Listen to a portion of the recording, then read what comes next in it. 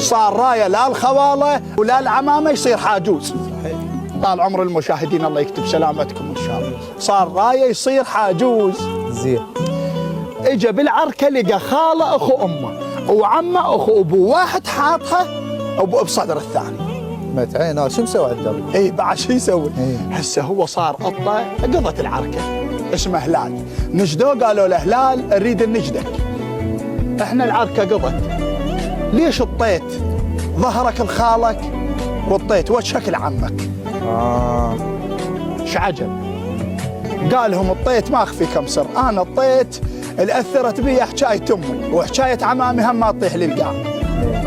خالي اطيته ظهري، خالي ما يصوبني، يخاف على امه تبكي. معزة بامه. معزة بامه، هاي وحده. والشيء الثاني عمي اطيته وجهي، خاف اطي ظهره وما اشوفه من يطق خالي. هسه كل انحيازاته للخال. قال اطيته وجهي، خاف اطي ظهره وما اشوفه من يطق خالي، لان انا وين ما اصير وين ما يوجه تبك تصير قدامها.